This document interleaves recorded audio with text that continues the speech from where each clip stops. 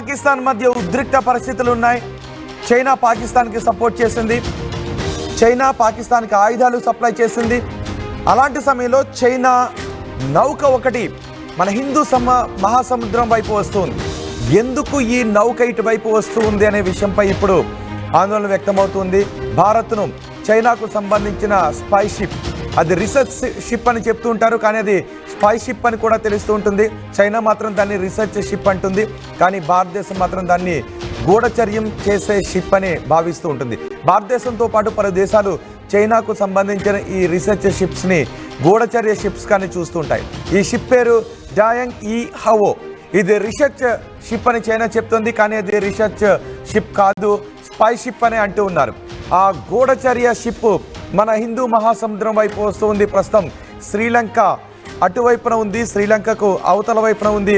ఇది హిందూ మహాసముద్రం జలాల్లోకి వస్తూ ఉంది అనే ఒక మ్యాప్ కూడా మనకి తెలుస్తుంది. కొంతమంది దీనికి సంబంధించిన మ్యాప్ని, వివరాల్ని సోషల్ మీడియాలో పోస్ట్ చేశారు. ఆ మ్యాప్ని ఇప్పుడు మీరు ఆర్టీవీ స్క్రీన్ పైన చూడొచ్చు. సైమన్ అనే వ్యక్తి, ఒక రీసెర్చర్, దీన్ని గుర్తించి ఇది భారతదేశం వైపు వస్తుంది, భారతదేశ సముద్ర జలాల వైపు వస్తుంది అనే విషయం గురించి చెప్పారు. ఇది ప్రస్తుతం మలక్కా జలసంధి నుంచి శ్రీలంక వైపు ప్రయాణం చేస్తుంది. మలక్కా జలసంధి అనేది అండమాన్ నికోబార్ దీవులకు దగ్గరగా ఉంటుంది. మలేషియా, ఇండోనేషియా, థాయిలాండ్ ఆ మధ్య నుంచి వెళుతూ ఉంటుంది. 25% ప్రపంచ వ్యాపారం కూడా ఈ జలసంధి వైపు నుంచే జరుగుతూ ఉంటుంది. దక్షిణ చైనా సముద్రం నుంచి ప్రస్తుతం ఇది హిందూ మహాసముద్రం వైపు వస్తూ ఉంది. అది వెళుతున్న రూట్ మ్యాప్ చూస్తూ ఉంటే చైనాకు ఆగ్నేయం దిశగా ప్రస్తుతం ఆ షిప్ ఉంది. ఎందుకు ఈ చైనా షిప్ ఇటువైపు వస్తుంది? అది రీసెర్చ్ షిప్ అని చెబుతూ ఉన్నప్పటికీ అది గూఢచర్యం నిర్వహించే షిప్ అనే భావన అందరిలోనూ ఉంటుంది. అది రీసెర్చ్తో పాటు గూఢచర్యాన్ని కూడా నిర్వహిస్తూ ఉంటుంది. అండమాన్ నికోబార్ దీవులు కూడా అక్కడే ఉంటాయి. అండమాన్ నికోబార్ దీవులు కూడా మనకి చాలా వ్యూహాత్మకమైన ప్రదేశం. అసలే ఇప్పుడు పాకిస్తాన్కి, భారతదేశానికి యుద్ధ వాతావరణం కనిపిస్తున్న సమయంలో మన వార్షిప్స్ అన్నీ కూడా సముద్రాల్లో గస్తీ కాస్తున్నాయి. అరేబియా మహాసముద్రంలో కూడా మన ఐఎన్ఎస్ విక్రాంత్ ఉంది. ఇటు మన సముద్ర జలాల్లో మిగిలిన వార్షిప్స్ అన్నీ గస్తీ కాస్తున్న సమయంలో చైనా గూఢచర్య షిప్, చైనా గూఢచర్య ఓడ ఎందుకు ఇటువైపు వస్తుంది? చూడండి ఒక్కసారి, మీరు ఆర్టీవీ స్క్రీన్ పైన చూస్తున్నది మలక్కా జలసంధి నుంచి ముందుకు వచ్చేసింది. ఆ తర్వాత శ్రీలంక వైపు అది కదులుతూ ఉంది. ప్రస్తుతం ఆగ్నేయ శ్రీలంకలో ఉంది. హిందూ మహాసముద్రం జలాల్లోకి ఆ షిప్ ప్రవేశిస్తూ ఉంది అనే విషయం చాలా స్పష్టంగా మనకు అర్థమవుతుంది. శాటిలైట్ పిక్చర్స్లో కూడా ఈ షిప్ కదలికలు కనిపిస్తున్నాయి. ఎందుకు చైనా ఇప్పుడు ఆ షిప్ని మన సముద్ర జలాలకు దగ్గరలోకి పంపిస్తూ ఉంది? ఎటువంటి గూఢచర్యం ఇప్పుడు చైనా చేస్తూ ఉంది అనే విషయంపై పెద్ద ఎత్తున చర్చ జరుగుతోంది. ఇది మిసైల్స్ లను గుర్తించగలదు.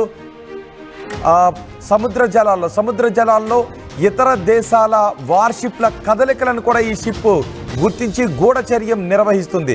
ఎందుకు ఇది ప్రస్తుత పరిస్థితుల్లో భారతదేశ సముద్ర జలాల వైపు వస్తుంది అనే విషయంపైన పెద్ద ఎత్తున చర్చ జరుగుతుంది. మనకు పాకిస్తాన్కు మధ్య యుద్ధ వాతావరణం నెలకొన్న సమయంలో పాకిస్తాన్కి ఆయుధ సహాయాన్ని చేసింది ఈ చైనా. అంతేకాదు IMF నుంచి భారీగా నిధులు రావటానికి కూడా ఈ చైనా సహకారం చేసింది. ఇప్పుడు ఈ చైనాకు సంబంధించిన గూఢచర్యం చేసే ఈ షిప్, ఈ నౌక ఎందుకు భారత జలాల వైపు వస్తుంది? గతంలో కూడా చైనా కూడా పోర్ట్ల నిర్మాణానికి సహాయం చేసింది ఈ చైనా. శ్రీలంకను కూడా తన గుప్పిట్లో పెట్టుకోవాలి అని ఈ చైనా భావిస్తుంది. అలాంటి సమయంలో భారతదేశ జలాలకు సమీపంలోకి ఈ నౌక ఎందుకు వస్తూ ఉంది అనే విషయంపైన పెద్ద ఎత్తున చర్చ జరుగుతుంది. ప్రస్తుతం మలక్కా జలసంధిని దాటి ఈ షిప్ ముందుకు వచ్చింది. ఇదిగో ఇప్పుడు మీరు ఆర్టీవీ స్క్రీన్ పైన చూస్తున్నది ఆ షిప్. ఇది డాయాంగ్ హోవా. ఈ షిప్ ఎందుకు చైనా భారతదేశ జలాల వైపు పంపిస్తూ ఉందనే విషయంపైన చర్చ జరుగుతుంది. మా ప్రతినిధి రామ్దాస్ ఉన్నారు పూర్తి సమాచారం అందించడానికి. రామ్దాస్, ఇది రీసెర్చ్ షిప్ అని చెప్తూ ఉన్నా, ఇది ఖచ్చితంగా గూఢచర్య షిప్. ఇది రీసెర్చ్ చేయగలదు, గూఢచర్యం కూడా ఈ షిప్ ద్వారా చైనా చేస్తుందనే విషయం అందరికీ తెలిసిందే. ఈ షిప్ ఎందుకు ఇప్పుడు భారతదేశ సముద్ర జలాలకు దగ్గరలోకి వస్తూ ఉంది? నుంచి బంగాళాఖాతంలోకి ప్రవేశించింది. దక్షిణ శ్రీలంక వైపు వెళ్తున్నట్టుగా మనకు అందుతున్న సమాచారం. ఈ నౌక వాస్తవానికి హైడ్రోగ్రాఫిక్ సర్వే ముసుగులో గూఢచర్యం చేస్తుందనే పక్కా ఆధారాలు ఇప్పుడు భారత్ మనం సంపాదించుకోగలుగుతున్నాం. ఎందుకంటే మనకు ఓషన్ సోర్స్ నిపుణుడు ఇచ్చినటువంటి సమాచారం ప్రకారం ఆయన అంటే ఈ షిప్ సంబంధించిన పూర్తి అంశాలు వెల్లడించాడు ఎక్స్ లో. సో కంప్లీట్ గా ఇప్పుడున్నటువంటి ఈ నివేదికల ప్రకారం ఇది సముద్రపు అడుగు భాగాలను మ్యాప్ చేస్తుంది. ఈ షిప్ అలాగే క్షిపణులను ట్రాక్ చేయగలదు, అట్లాగే జలాంతర్గాముల రీడింగ్లను కూడా సంగ్రహిస్తుంది. సో అట్లా లోతైన సముద్రపు పూర్తి స్థాయి ఇన్వెస్టిగేషన్, అన్వేషణ, అట్లాగే సముద్ర వనరుల సర్వేలు ఇట్లాంటివన్నీ కూడా చాలా శాస్త్రీయంగా ఈ నౌక నిఘా కార్యక్రమాలు నిర్వహిస్తుంది. సో ఓపెన్ సోర్స్ ఇంటెలిజెన్స్ ఇప్పుడు డామియన్ సైమన్ ఇవన్నీ అంశాలు కూడా ప్రస్తుతం వెల్లడించారు. ఆయన వెల్లడిస్తున్న అంశాల ప్రకారం నిజంగా ఇది భారత్ కు ఆందోళన కలిగించే అంశం. ఎందుకంటే చైనా నౌక ఒకటి ఇప్పుడు భారత్ పొరుగు ప్రాంతాల్లో, అది ముఖ్యంగా బంగాళాఖాతంలో మనకు అతి సమీపంలో ఇది శ్రీలంక వైపు వెళ్తుండడం నిజంగా ఇది ఆందోళన కలిగించే అంశం. ఎందుకంటే భారత్ పాకిస్తాన్ ఉద్రిక్తతల నడుమ ఇప్పటికే చైనా అటు పాకిస్తాన్ కు కావాల్సిన ఆయుధాలను సమకూరుస్తోంది. చైనా క్షిపణులు మనపై ప్రయోగిస్తున్నారు. చైనా, తుర్కీ ఇవన్నీ కూడా వాళ్ళకు ప్రత్యక్షంగా యుద్ధంలో సహకరిస్తున్న పరిస్థితి. ఇప్పుడున్న ఈ పరిస్థితుల నేపథ్యంలో మరి చైనా షిప్ ఎందుకు బంగాళాఖాతంలోకి ప్రవేశించింది, ఎలాంటి అంశాలను స్పై చేస్తుందనేది ఇంట్రెస్టింగ్ గా మారుతుంది. సో ఈ ఓడ ప్రస్తుతం మలక్కా జలసంధి నుంచి వస్తుంది. అంటే ఇప్పుడు నిజానికి చైనా దీన్ని రీసెర్చ్ షిప్ అని చెప్తోంది, కానీ అందరికీ కూడా తెలిసింది సబ్మెరైన్స్ రీడింగ్స్ చేస్తుంది, మిసైల్స్ కదలికలను చేస్తుంది, ఆ ప్రదేశాల్లో ఉన్న మిగిలిన దేశాల నావికాదళ కదలికలను కూడా ఇది గుర్తించగలుగుతుంది అనే విషయం అందరికీ కూడా తెలుసు. భారత్ పాకిస్తాన్ మధ్య యుద్ధ వాతావరణం నెలకొన్న సమయంలో మన వార్షిప్స్ అన్నింటినీ కూడా భారత సముద్ర జలాల్లో మోహరింపజేశాం. ఇలాంటి సమయంలో భారత సమీప సముద్ర జలాలలో ఈ షిప్కి రీసెర్చ్ అవసరం ఏముంటుంది?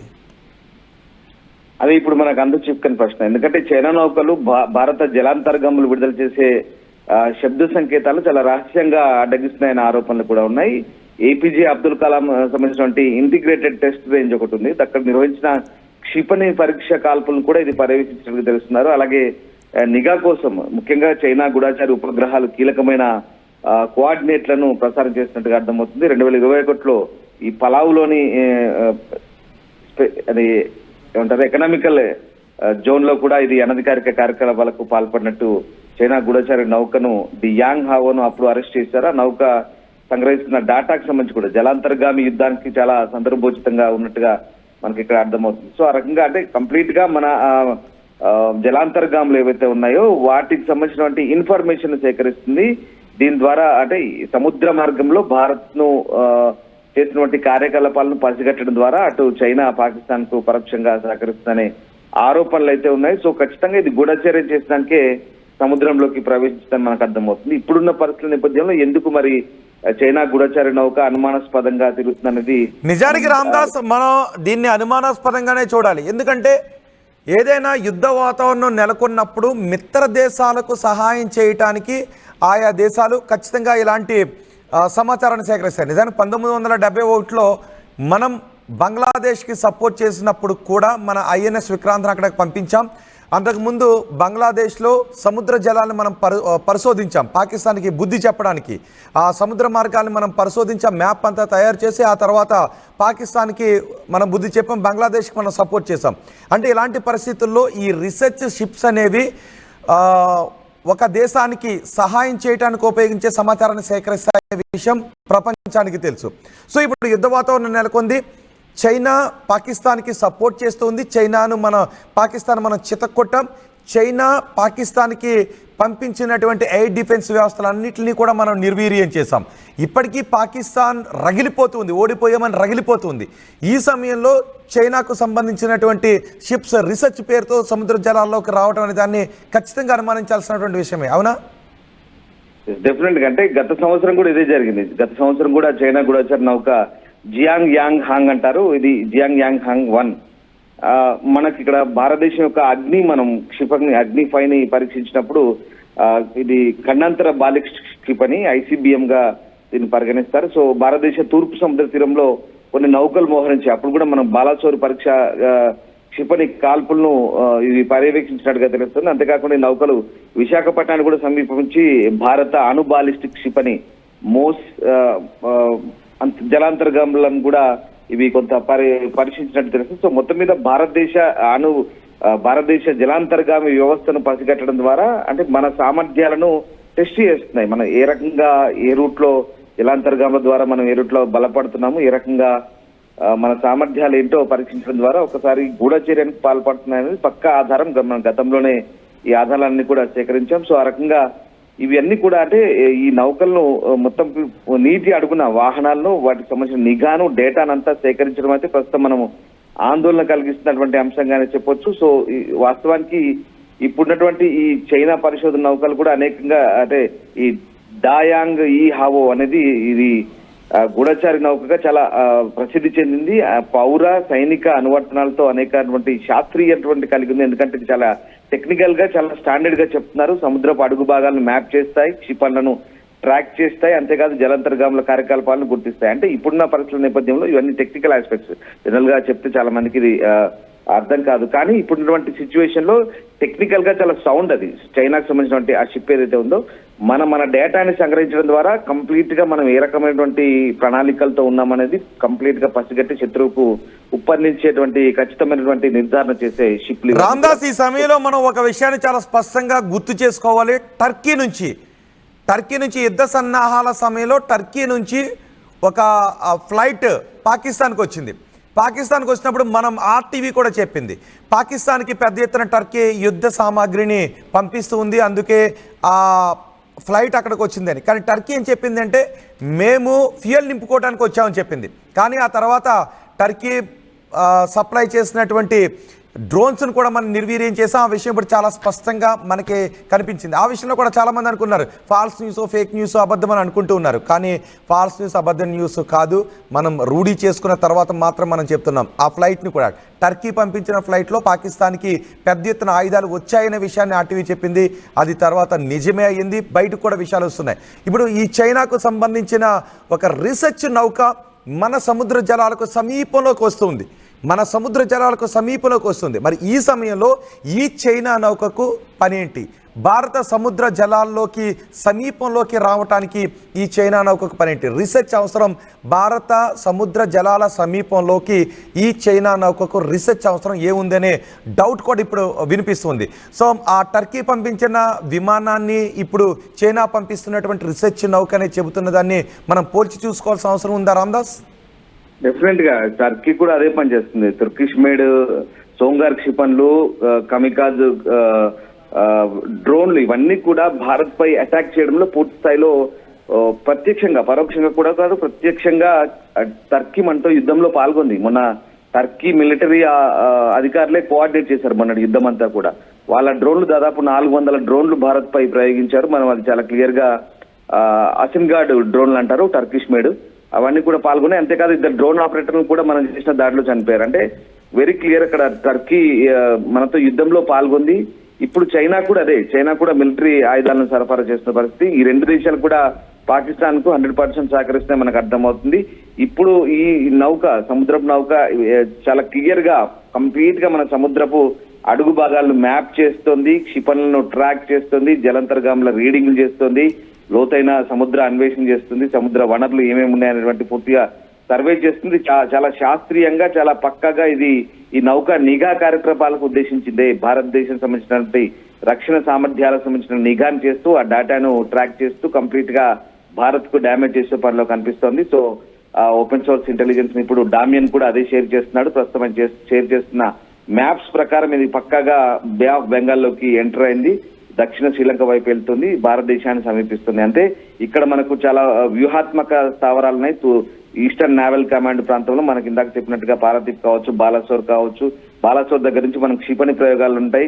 అక్కడి నుంచి మనకు జలాంతర్గాములు ఉన్నాయి, మన రక్షణ వ్యవస్థకు సంబంధించినవి. ఇవన్నీ ట్రాక్ చేసేందుకే, వాటి ఉనికిని గుర్తించేందుకే ఇవన్నీ అక్కడి నుంచి హైడ్రోగ్రాఫిక్ సర్వే పేరుతో దొంగ నాటకాలు ఆడుతున్నాయి చైనా. ఇవన్నీ కూడా ఈ ప్రాంతంలో తిరుగుతూ గస్తీ చేస్తూ పూర్తిగా నిఘాకు పాల్పడుతూ ట్రాక్ చేస్తూ ఇవన్నీ కూడా స్పై చేస్తున్న పరిస్థితి. ఇదంతా కూడా పాకిస్తాన్ చేరవేస్తూ ఈ సమాచారాన్ని ఇప్పుడున్న ఉద్రిక్త నేపథ్యంలో ఇలాంటి దుస్సాహసాన్ని కొడగడుతున్నాయని చెప్పొచ్చు. మీరు అంటున్నట్టుగా తుర్కీ, చైనా ఈ 2 కూడా ప్రత్యక్షంగా పాకిస్తాన్ కు యుద్ధంలో సహకరిస్తున్న పరిస్థితి కనబడుతోంది. సో మన తూర్పు నావిక దళం అయితే పూర్తి స్థాయి సన్నద్ధంగా ఉంది. విశాఖపట్నం కేంద్రంగా పనిచేస్తున్న నావిక దళం ఎప్పటికప్పుడు ఆ ప్రాంతంలో అయితే మోహరించి గట్టిగా నిఘా అయితే ఏర్పాటు చేస్తుంది. సో ఇటీవలి సంవత్సరాల కాలంలో వరుసగా ఈ ఓడలు ఇట్లా భారతదేశం వైపు అయితే ప్రయాణిస్తూ పూర్తిగా మన నిఘా సమాచారాన్ని పసిగట్టే పనిలో కనిపిస్తున్నాయి. సో మొత్తం మీద మన బంగాళాఖాతంలో ఉంటే వ్యూహాత్మక స్థావరాలకు సంబంధించినటువంటి సమాచారాన్ని సేకరించేందుకే ఇవి పనిచేస్తున్నాయని మనకు అర్థమవుతుంది. భారతదేశం కూడా అప్రమత్తమైంది. సో ఆ రకంగా ఇదంతా కూడా ఇది మరొక సర్వే నౌక గతంలో ఇందాక చెప్పాను పోయిన సంవత్సరం జియాంగ్ హాంగ్ 1 ఇది విశాఖపట్నం నుంచి కేవలం 250 నాటికల్ మైల్స్ దూరంలోనే అక్కడ సంచరించినట్టుగా అప్పుడు మనం గుర్తించాము. సో ఆ రకంగా హెచ్చరికలు కూడా జారీ చేశాము. ఇప్పుడు ఈ కొత్త నౌక ఇదంతా కూడా పూర్తిగా ట్రాక్ చేయడానికే వచ్చింది దయాంగ్ ఈ హావో. సో ప్రస్తుతానికైతే భారతదేశం కూడా ఒక కన్నేసి ఉంచింది. ఏం జరుగుతుంది మన కార్యకలాపాలకు సంబంధించి మనం కూడా అప్రమత్తమయ్యాం. చైనా నౌక సర్వే పేరుతో చేస్తున్నటువంటి దొంగ నాటకాలన్నీ కూడా ఇప్పుడు భారత్ పసిగట్టింది, అప్రమత్తం అవుతున్న పరిస్థితి. రైట్ రామ్దాస్, చైనాకు సంబంధించిన ఒక రీసెర్చ్ షిప్ భారత సముద్ర జలాలకు సమీపంలోకి వస్తుంది. చైనా అంటోంది ఇది రీసెర్చ్ షిప్ అని, కానీ ప్రపంచ దేశాలకు తెలుసు అది గూఢచర్యం షిప్ అని. చైనా ఎప్పుడు కూడా గూఢచర్యం చేస్తుంది. నిజానికి ఆ షిప్లో ఉన్నటువంటి వసతులు ఏంటి అంటే అది రీసెర్చ్ షిప్ అయి ఉండొచ్చు, కానీ ఆ రీసెర్చ్ షిప్ గూఢచర్య షిప్పే. సముద్ర అడుగు భాగాల్లో ఉన్నటువంటి వనరులు ఏంటి, సముద్ర అడుగు భాగాల్లో సబ్మెరైన్స్ ఏమున్నాయి, వాటి కదలికలు ఏమున్నాయి, సురక్షితమైనటువంటి సముద్ర మార్గాలు ఏంటి, సురక్షితమైనటువంటి సముద్ర మార్గాలు ఏంటి, ఇవన్నీ కూడా ఈ రీసెర్చ్ షిప్ చేస్తూ ఉంటుంది. మనం మొన్న యుద్ధ సన్నాహాలకి ముందు పాకిస్తాన్ వైపు ఐఎన్ఎస్ విక్రాంత్ను మోహరించే సమయంలో కూడా అరేబియా మహాసముద్రంలో మన షిప్లు కూడా వెళ్ళాయి. సురక్షితమైనటువంటి సముద్ర మార్గాలు ఏంటి, అక్కడ ఉన్నటువంటి కదలికలు ఏంటి అని రీసెర్చ్ షిప్లు మన షిప్లు కూడా పాకిస్తాన్ పైన యుద్ధ సన్నాహాల సమయంలో మనం కూడా చేసాం. కానీ చైనాకేం పని? చైనా రీసెర్చ్ షిప్ ఒకటి చైనా దక్షిణ సముద్రంలో నుంచి మలక్కా జలసంధి గుండా ఇప్పుడు శ్రీలంకకు ఆగ్నేయం దిశగా వస్తూ ఉంది. ఈ విషయాన్ని కొంతమంది రీసెర్చర్స్ గుర్తించి కూడా వాళ్ళు ఎక్స్లో పోస్ట్ చేశారు. అత్యంత ఖచ్చితమైనటువంటి సమాచారాన్ని పోస్ట్ చేసే రీసెర్చర్స్ ఈ విషయాన్ని పోస్ట్ చేశారు. ఇప్పుడు చైనా రీసెర్చ్ షిప్ మన సముద్ర జలాల్లోకి రావాల్సిన అవసరం ఏంటి? ఇది కేవలం రీసెర్చ్ పర్పస్ అని మాత్రమే చైనా చెబుతూ ఉన్నప్పటికీ భారత్ పాకిస్తాన్ మధ్య ఉద్రిక్త పరిస్థితులతో పోల్చుకుంటే చైనా పాకిస్తాన్కి చేసిన యుద్ధ సామగ్రి సహాయాన్ని పోల్చుకుంటే ఇది భారత్పై గూఢచర్యం కోసం వచ్చింది అనే అనుమానాలు బలపడుతున్నాయి. ఈ షిప్ ఏం కలుగుతుందంటే సముద్ర అంతర్భాగంలో ఉన్న సబ్మెరైన్స్ కదలికలను ఈ షిప్ అంచనా వేస్తుంది. సురక్షితమైనటువంటి సముద్ర మార్గాలు ఏవి అనే విషయం గురించి కూడా ఈ షిప్ ఒక డేటాను మ్యాప్ను చేయగలుగుతుంది. మరి భారత సమీప జలాల్లో ఈ చైనా షిప్ రీసెర్చ్ అవసరం ఏంటి, అక్కడ ఉన్నటువంటి సముద్ర మార్గాలు సురక్షితమైనటువంటి సముద్ర మార్గాల అన్వేషణ ఈ షిప్కు పనేంటి అనే విషయంపైన ఇప్పుడు పెద్ద ఎత్తున చర్చ జరుగుతోంది. ఎందుకంటే యుద్ధానికి ముందు మనం ఆపరేషన్ సింధూర్ని ప్రారంభించిన తరువాత మీకు గుర్తు చేసుకోండి ఒకసారి, టర్కీ ఒక విమానాన్ని పాకిస్తాన్కి పంపించింది. టర్కీకి మనం భూకంపం సమయంలో సాయం చేశాం, కరోనా సమయంలో మందుల సాయం చేశాం, వ్యాక్సిన్ సాయం చేశాం. కానీ ఆ టర్కీ ఫ్లైట్ ఒకటి పాకిస్తాన్కి వచ్చింది. మనం ఆందోళన వ్యక్తం చేసాం, ఏంటి టర్కీ ఫ్లైట్ ఎందుకు పాకిస్తాన్కి వచ్చింది అని. కానీ టర్కీ అబద్ధం చెప్పింది, గుర్తుంది కదా. మేము కేవలం ఫ్యూయల్ నింపుకోవడానికి మాత్రమే పాకిస్తాన్ భూభాగంలోకి వచ్చాం, పాకిస్తాన్లో మేము ల్యాండ్ అయ్యామని టర్కీ మనకు అబద్ధం చెప్పింది. ఆ తర్వాత మనం టర్కీ నుంచి పాకిస్తాన్ దిగుమతి చేసుకున్న ఆ డ్రోన్లను ప్రయోగిస్తే వాటిని మనం డిఫీట్ చేసిన తర్వాత నేల కూల్చిన తర్వాత ప్రయోగిస్తే ఆ డ్రోన్లన్నీ కూడా టర్కీ నుంచి వచ్చినవే, ప్రతి డ్రోన్ కూడా టర్కీ నుంచి వచ్చిందే. మరి ఆ తర్వాత టర్కీ అబద్ధం చెప్పిందనే విషయం మనకు అర్థమైపోయిందిగా. కొన్ని మిసైల్స్ని మనం డిఫీట్ చేసిన తర్వాత అవి చైనా నుంచి వచ్చినటువంటి మిసైల్స్ అని మనకు అర్థమైపోయింది. కొన్ని మిసైల్స్ని మనం పేలని మిసైల్స్ని పట్టుకున్నాం, పేలని బాంబులు నిర్వీర్యం చేసాం. ఇవన్నీ చైనా నుంచి టర్కీ నుంచి వచ్చినవే అని మనకు తేలిపోయింది. ఇప్పుడు ఈ చైనా రీసెర్చ్ షిప్ భారత సముద్ర జలాల్లో సమీపంలోకి ఎందుకు వస్తుంది, ఈ సమయంలో చైనాకు పని ఏంటి అంటే అనే విషయంపైన ఇప్పుడు పెద్ద ఎత్తున చర్చ జరుగుతుంది. చైనా ఏమంటుందంటే జస్ట్ రీసెర్చ్ కోసమని. 1971లో ఒక విషయాన్ని గుర్తు చేసుకోవాలి. మనం కూడా ఏం చేసాం, బంగ్లాదేశ్కి మనం సపోర్ట్ చేసేటప్పుడు దగ్గర మార్గం ఏది, సురక్షిత మార్గం ఏది, ఆ కింద ఏమైనా సబ్మెరైన్స్ ఉన్నాయి అనే విషయాన్ని పూర్తిగా మనం అవగాహన చేసిన తర్వాత రీసెర్చ్ చేసిన తర్వాత అక్కడ కావలసినటువంటి షిప్స్ని పంపిస్తుంటుంటాం, సురక్షితమైన సముద్ర మార్గాలు ఏవి అని.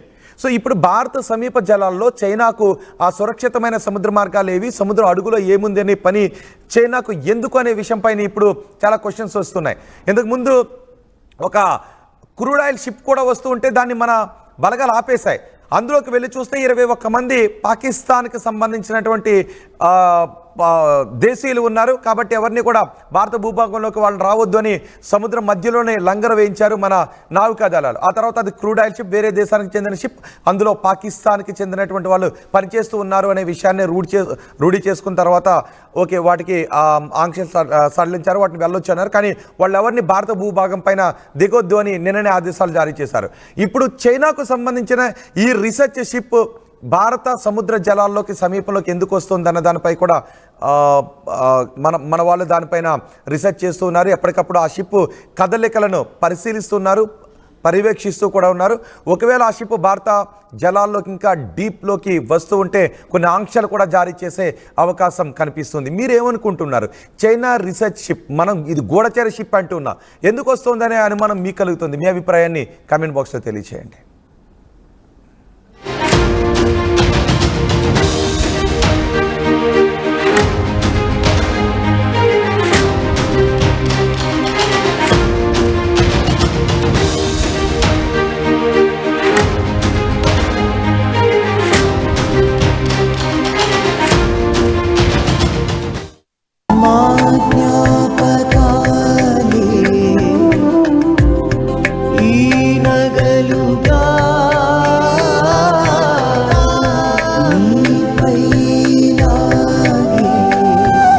అమ్మాయి గౌరవాన్ని అమ్మలా కాపాడుతుంది.